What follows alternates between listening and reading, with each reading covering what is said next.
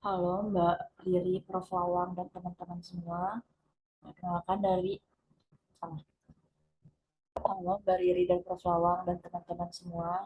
Perkenalkan kami dari kelompok 1 Sosiologi Perubahan Sosial kelas B akan menjelaskan mengenai teori postmodern.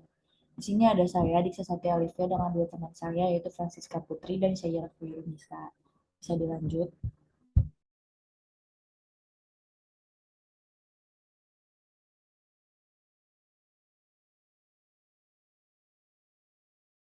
Hari ini kita akan membahas mengenai postmodernisme dengan tiga teori utama yaitu Anthony Giddens, Michael Foucault, dan Jean Baudrillard.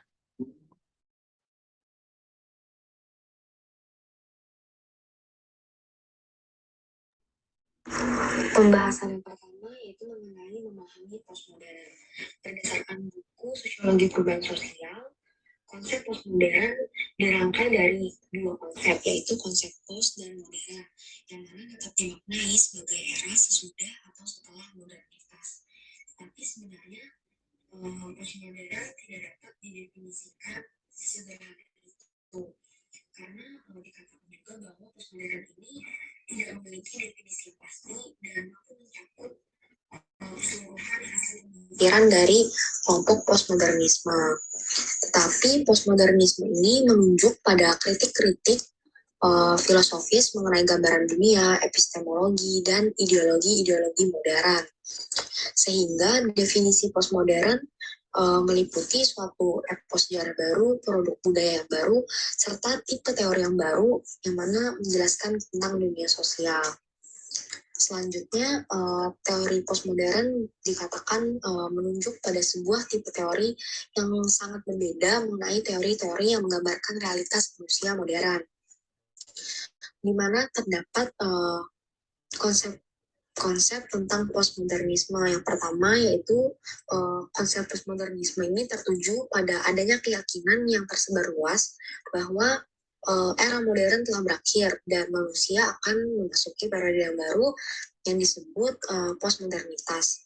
Yang kedua, konsep postmodernisme berkaitan juga dengan dunia budaya yang dinyatakan bahwa produk postmodern ini cenderung dapat menggantikan produk-produk modern. Dan yang ketiga, muncul teori postmodern yang memiliki perbedaan dengan teori modern. Nah, berdasarkan ketiga konsep tadi, terdapat perbedaan yang signifikan antara teori modern dan postmodern, di mana teori modern sendiri itu dinilai bersifat lebih absolut, rasional, dan juga menerima posibilitas penemuan kebenaran. Sementara teori postmodern lebih bersifat relativistik dan juga terbuka terhadap kemungkinan irasionalitas. Selanjutnya, berdasarkan materi di buku Sosiologi Perubahan Sosial, dikatakan juga bahwa teori postmodern ini memberikan banyak kritik terhadap realitas manusia modern yang dianggap terlalu rasional dalam persepsi mereka. Selanjutnya terdapat 4 posisi teori postmodern terhadap modernitas menurut Rosenau dalam Ritzer tahun 2003. Yang pertama yaitu postmodern mengkritik masyarakat modern yang dinilai gagal dalam memenuhi janji-janjinya, di mana postmodern ini mempertanyakan bagaimana setiap individu itu mempercayai bahwa modernitas telah atau dapat membawa kemajuan dan harapan bagi masa depan yang lebih baik.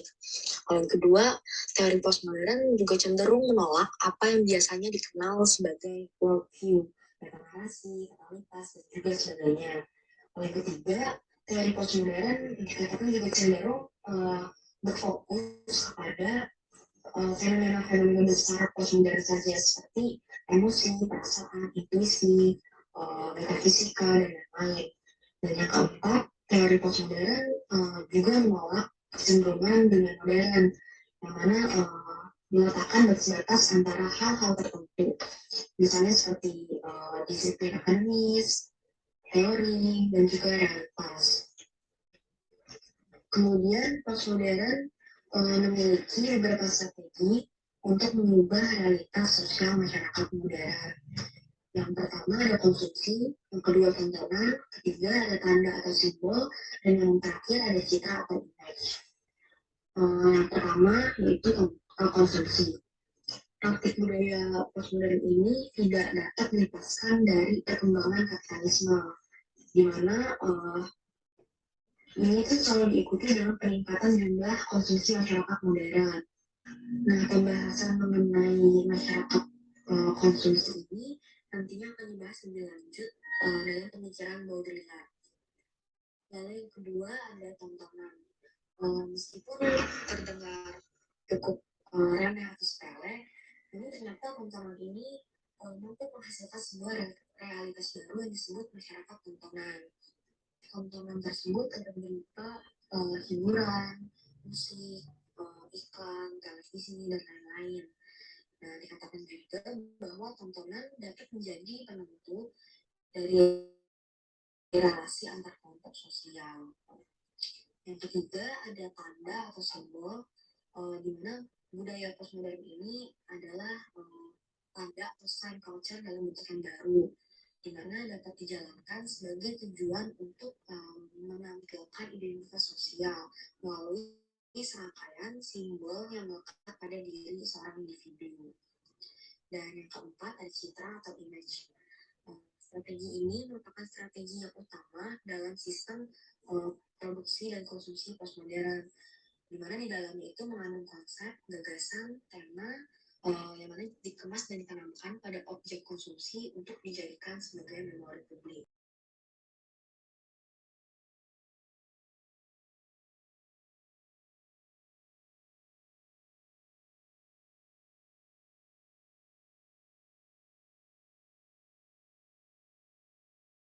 Akan masuk ke dalam bahasan Anthony Giddens dengan teori strukturasinya.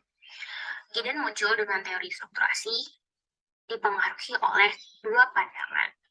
Yaitu pandangan pertama, membahas tentang komponen struktur sebagai sebuah mekanisme yang mampu mengubah perilaku individu. Pandangan ini dikemukakan oleh para kelompok fungsional struktural, yaitu Comte, Durkheim, Carson, dan Marx.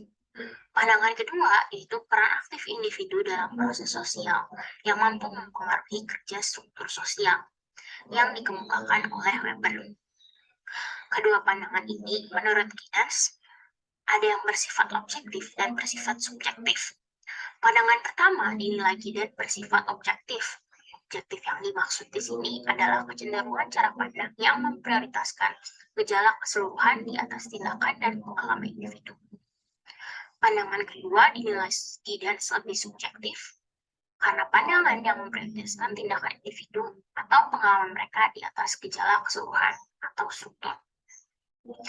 Kedua pandangan ini tidak ada yang benar, tidak yang salah. Kedua pandangan ini bahkan keduanya benar adanya. Artinya pandangan yang satu bukanlah sebuah kebenaran mutlak. Jadi di sini Giddens berusaha mengkombinasikan kedua pandangan. Seperti contoh kereta api dan penumpang. Kereta api di sini memiliki jadwal yang sudah pasti. Dia punya waktu berangkat dan waktu tiba yang sudah jelas. Jika ia tidak mematuhi jadwal tersebut, maka akan terjadi ketidaksinambungan pada jadwal-jadwal berikutnya. Bahkan bisa saja terjadi kesalahan. Seorang penumpang harus mematuhi jadwal tersebut jika ia ingin naik sebuah kereta api. Maka kereta api di sini diposisikan sebagai struktur yang memaksa individu atau penumpang untuk tertib datang di stasiun sesuai jadwal. Jadwal kereta api di sini disusun oleh sekelompok individu, dan kereta api juga dikendalikan oleh manusia atau masinis. Jadi manusia dapat membentuk sebuah struktur, aturan, dan kendali atas kereta api. Struktur yang dibuat manusia tersebut akan mempengaruhi tindakan manusia yang lain. Dalam hal ini adalah penumpang. Jadi jika kita lihat di sini, kedua pihak ini sama-sama aktif, yaitu sistem yang digerakkan oleh manusia dan sistem sendiri digerakkan untuk mengatur tindakan manusia. Jadi Giddens mencari jalan tengah dari kedua konsep tersebut. Dalam teorinya, teori strukturasi, Giddens ingin mengakhiri perbedaan prinsip dalam kedua pandangan tersebut. Giddens kemudian merujuk konsep strukturnya pada peraturan dan agen. Dalam peraturan, yang dimaksud dalam teori strukturasi Giddens adalah prosedur yang mengatur bagaimana agen atau individu seharusnya bertindak. Dan agensi yang dimaksud oleh guidance adalah kapasitas atau kemampuan untuk melakukan tindakan. Keduanya masuk dalam sebuah struktur. Struktur dalam teori strukturasi guidance dimaksudkan untuk memberdayakan, memungkinkan, dan terjadinya praktik sosial. Di dalam struktur juga terdapat waktu dan ruang. Waktu dan ruang ini dimaksudkan untuk melihat hubungan dualitas antara struktur agil dan dikaitkan dengan sentralitas waktu dan ruang itu sendiri. Waktu dan ruang biasanya dipahami sebagai arena atau panggung atau tindakan atau stage di mana kita bisa masuk dan kita bisa keluar. Namun di sini menyatakan bahwa waktu yang dan ruang ini dimaksud bukan sebuah arena atau panggung, melainkan sebuah unsur konstitutif tindakan dan sistem pengorganisasian masyarakat. Jadi kalau tidak ada ruang dan waktu, maka tidak akan terjadi tindakan. Gideon juga melihat sentralitas waktu dan ruang sebagai titik pusat yang menggerakkan teori strukturasi.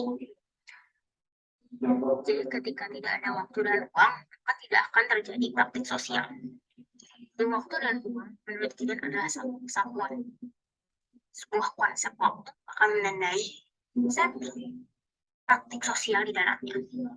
Dualitas struktur dan sentralitas waktu dan ruang menjadi titik pusat terbentuknya teori strukturasi oleh Gideon. Teori strukturasi menunjukkan bahwa manusia sebagai agen secara terus-menerus dapat memproduksi struktur sosial. Jadi individu dapat melakukan perubahan atas struktur sosial tersebut. Dalam proses mereproduksi struktur dalam praktik sosial tersebut akan terjadi jika melibatkan faktor kesadaran individu. Nah, menurut Gideon ada 3 bentuk kesadaran, yaitu yang pertama motif tidak sadar, yang kedua kesadaran praktis, yang ketiga adalah kesadaran diskursif, di mana motif tidak sadar itu menyangkut keinginan atau kebutuhan yang berpotensi untuk mengarahkan tindakan, namun bukan tindakan itu sendiri. Lalu kesadaran diskursif mengacu pada kapasitas kita merefleksikan dan memberikan penjelasan rinci dan eksplisit mengenai tindakan kita. Kesadaran praktis menunjuk pada pengetahuan praktis yang tidak selalu dapat diurai. Selanjutnya, pandangan Gideon mengenai modernitas itu sangat berkaitan besar dengan teori strukturasi. Gideon individu itu bukanlah sebuah objek dalam proses modernisasi, melainkan individu memainkan peran yang sangat penting dalam proses ini. Gideon mengenai modernitas menitik beratkan pada komponen nation state atau negara bangsa. Jadi Gideon menganalisisnya dalam 4 dimensi institusional modernitas. Jadi yang pertama itu ada kapitalisme yang dikarakteristikan secara familiar dengan produksi komoditas, kepemilikan kapital privat, upah buruh tanpa pemilikan, dan sistem kelas yang berasal dari karakteristik ini. Yang kedua, ada industrialisme yang melibatkan sumber-sumber tenaga mati dan besi untuk memproduksi barang.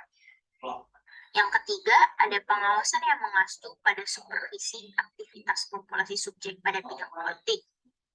Yang keempat, kontrol terhadap sarana pemeriksaan. Dapat kita lihat keempat dimensi institusional modernitas ini saling mempengaruhi satu sama lain. Namun jika dilihat ada garis lurus di tengah, maka dapat diindikasikan adanya hubungan yang menjauh dan analisis dari gambar tersebut.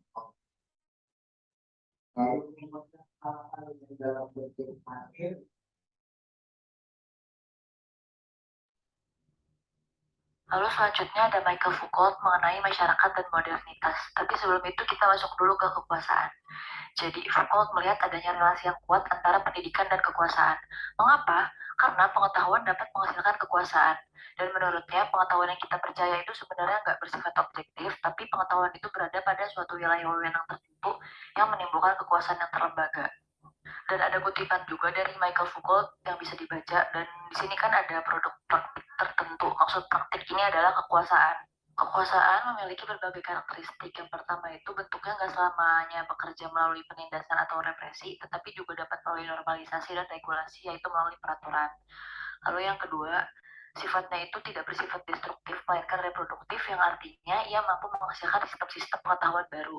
Lalu yang terakhir adalah kekuasaan dan pengetahuan itu dapat dijustifikasi melalui berbagai lembaga resmi, misalnya agama, negara, ilmu pengetahuan, dan kebudayaan. Kekuasaan adalah kekuatan untuk mengontrol orang lain.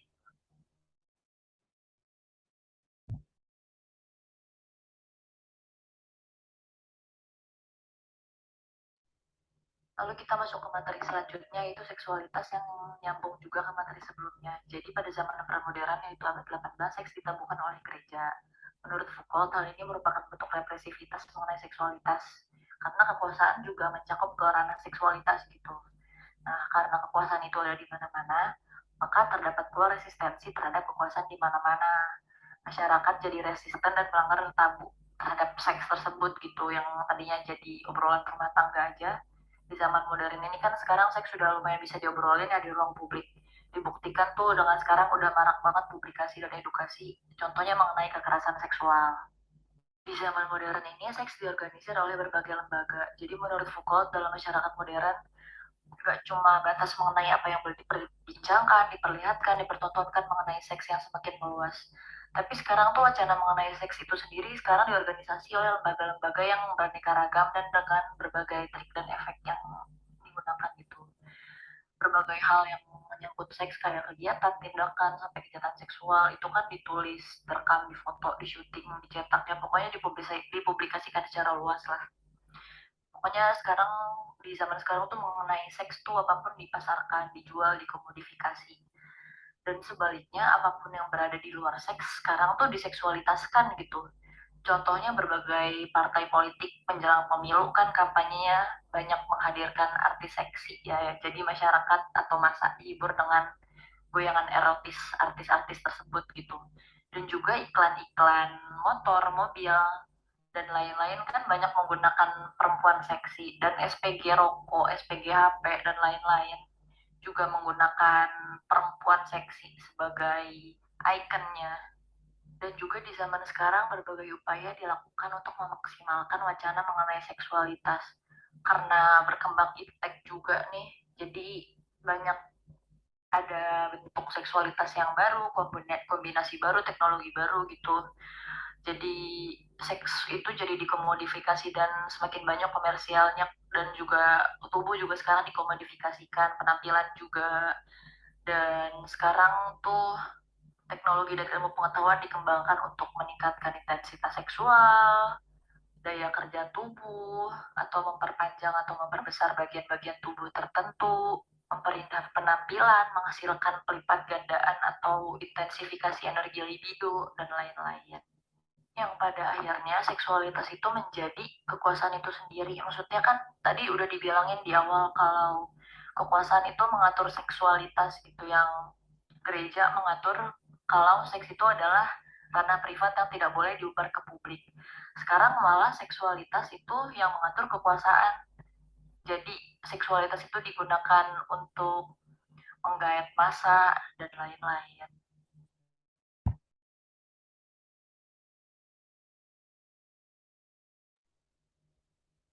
Selanjutnya masuk ke modernitas. Jadi modernitas itu juga merupakan produk dari kekuasaan. Ada berbagai bentuk kekuasaan yang mengendalikan dunia dengan berbagai kompleksitasnya.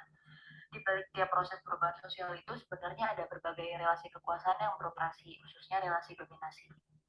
Dan kekuasaan itu tuh berkembang melalui kekuatan kecepatan, kecepatan memperoleh informasi, mengantisipasi pasar, kecepatan mengejar tren, dan lain-lain. Jadi tuh siapa yang cepat, siapa yang duluan, dia yang berkuasa, dan dia yang mendominasi. Kayak yang udah dijelasin tadi di atas. Yang gak cepat itu akan terlindas arus kehidupan. Dan relasi kekuasaan itu tuh ada di setiap aspek kehidupan. Jadi kekuasaan itu menyebabkan adanya hubungan yang tidak seimbang kan di antara berbagai pihak yang terlibat, yaitu yang berkuasa dan yang dikuasai. Dan relasi dominasi dan relasi kuasa ini tuh berpengaruh terhadap masalah-masalah krusial di negara dunia ketiga. Dan pemikiran Foucault itu sensitif terhadap relasi kuasa dan dominasi, dan nyadarin kita nih gimana relasi kekuasaan itu terbentuk di berbagai aspek kehidupan, bahkan sampai ke aspek kehidupan pribadi. Dan ini bertentangan dengan kenyataan ilmu sosial yang cenderung mengabaikan kekuasaan dalam ilmu pengetahuan gitu, yang asumsinya bahwa pengetahuan itu netral dan objektif, sedangkan dalam pemikiran Foucault, pengetahuan dan kekuasaan itu saling berkesinambungan. Pemikiran Foucault membuka kemungkinan untuk membongkar semua dominasi dan relasi kekuasaan. Maksudnya itu kan jika umumnya kekuasaan itu cuma tertuju pada negara dan kelas elit, pemikiran Foucault itu membuka kemungkinan untuk semua dominasi dan relasi kekuasaan itu. Contohnya kekuasaan dalam pengetahuan antara pencipta diskursus, birokrat, akademisi, dan lain-lain dengan rakyat miskin jelata yang dianggap tidak beradab atau yang harus didisiplinkan diregulasi dan dibina. Dan juga masyarakat modern ini lebih humanis dan rasional. Hal ini dapat dilihat dari perubahan mekanisme penghukuman. Jadi zaman dulu tuh masyarakat pramodern menggunakan fisik sebagai objek hukumannya, diperlakukan secara sadis, brutal. Gak hanya itu, dia juga dipertontonkan pada halayak umum. Nah, hal ini tuh membuat masyarakat jadi menimbulkan simpati pada masyarakat dan akhirnya mereka protes gitu. Maka sekarang di zaman modern ini akhirnya terjadilah perubahan sosial, di mana sekarang hukuman itu dilakukan dengan pengawasan dalam penjara sebagai bentuk kedisiplinan. Jadi nggak menggunakan hukuman fisik lagi.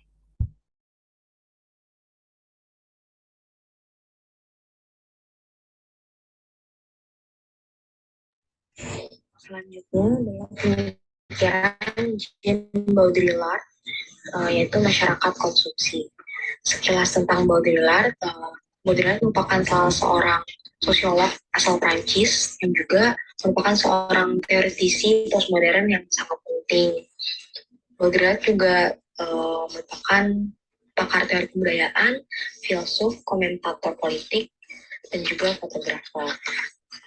Jadi Baudrillard ini mengkritisi tentang realitas masyarakat modern melalui buku-bukunya yang sudah diterjemahkan dalam bahasa Inggris yang berjudul The Consumer Society, Myths and Structures, di mana masyarakat konsumsi ini merupakan konsep kunci dalam pemikiran Baudrillard untuk menunjukkan gejala konsumerisme yang sangat luar biasa dan menjadi bagian dari gaya hidup manusia modern. Kemudian Baudrillard mengawali diskusi mengenai masyarakat konsumsi ini dengan melihat gejala globalisasi yang semakin marak terjadi di seluruh bagian dunia, di mana globalisasi ini dikawal oleh adanya paham kapitalisme yang memanfaatkan momen globalisasi untuk memperluas pangsa pasar. Kapitalisme yang pada awalnya menawarkan banyak sekali kemudahan untuk manusia, kemudian mulai memproduksi berbagai banyak barang kebutuhan. Nah, semua barang produksi kapitalis ini menawarkan berbagai kemudahan dan juga memanjakan manusia. Dan individu itu dicetak untuk bergaya serba instan. Sehingga dapat dikatakan semua kebutuhan yang dikonsumsi oleh individu itu gunanya untuk meraih kebahagiaan dan juga kemapanan. Menurut Baudrillard, kebahagiaan yang dicita-citakan oleh setiap manusia itu memiliki arti dan juga fungsi secara ideologis, di mana dapat disimpulkan berdasarkan akibat dari maknanya. Sehingga agar kebahagiaan dapat menjadi simbol egaliter dan menjadi tolak ukur bagi individu, maka kebahagiaan ini akhirnya harus dapat diukur, sehingga menyebabkan kebahagiaan ini diukurnya melalui objek-objek dan tanda-tanda. Selanjutnya, Baudrillard juga menyatakan bahwa kemampuan yang dimiliki setiap individu untuk konsumsi itu berbeda-beda, di mana setiap masyarakat mengalami diferensiasi, diskriminasi sosial, dan juga di setiap organisasi struktural itu akan mendasarkan setiap individu pada penggunaan atau distribusi harta kekayaannya. Nah, ini menyebabkan kaum miskin diposisikan sebagai kelompok yang tidak memiliki privilege dan juga dicap sebagai atau diposisikan sebagai orang yang tidak laku. Sementara kelompok orang-orang kaya itu hidup dalam kecukupan atau bahkan kelimpahan. Nah, kemudian sistem kapitalisme inilah yang menurut Baudrillard justru semakin melanggengkan jumlah kemiskinan, karena kemiskinan di sini justru semacam dihidupkan secara sengaja melalui adanya sistem industri atau kapitalisme, di mana konsumsi juga bahkan dapat menyebabkan kesenjangan antara kaum yang miskin dan juga orang-orang kaya.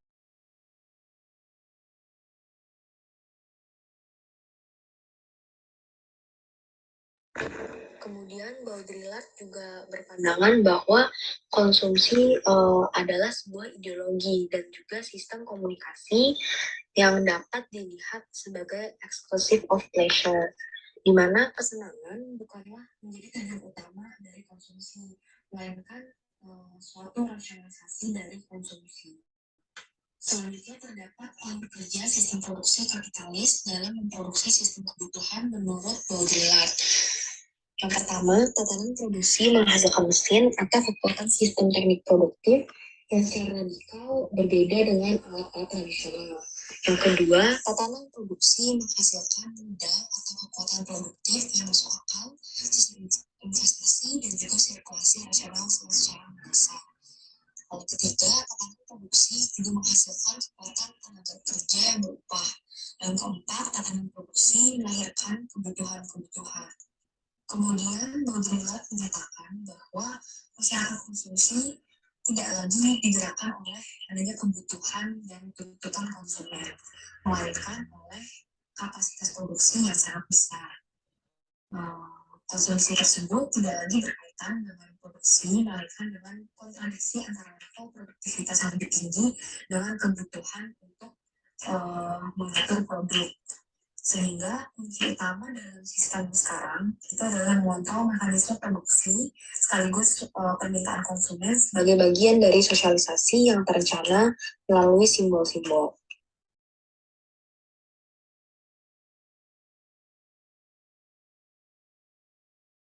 Oke, selanjutnya masuk ke studi kasus. Di sini kelompok kami menggunakan pay letter sebagai contohnya. Jadi pay letter ini adalah fitur yang memudahkan penggunanya dalam berbelanja. Jadi pengguna itu dapat berbelanja di saat itu dan dibayarnya itu di lain waktu.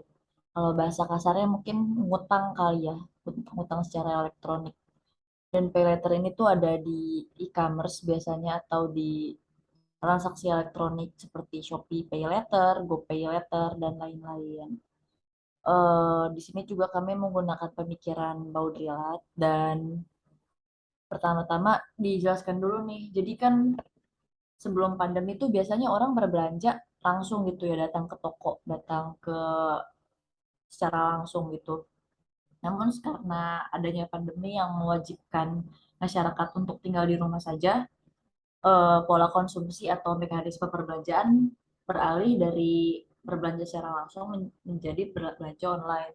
Jadi intensitas penggunaan belanja online meningkat gitu. Nah, selain karena berbelanja online lebih mudah, walaupun memang harus sabar untuk menunggu barangnya datang, ditambah lagi nih ada fitur pay later yang memudahkan untuk berbelanja. Boleh dilanjut.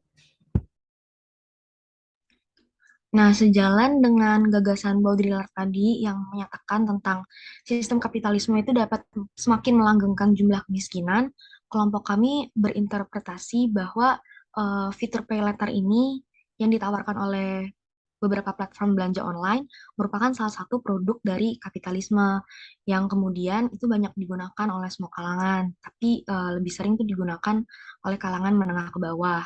Hal tersebut yang kemudian menurut kelompok kami dengan adanya fitur pay later ini justru semakin uh, dapat memperpanjang rantai kemiskinan karena tidak sedikit orang-orang yang pakai pay later ini untuk membeli kebutuhan dalam tanda kutip itu cuma untuk memenuhi gengsi aja tanpa mikirin gimana cara untuk bayar cicilan utang itu ke depannya gitu.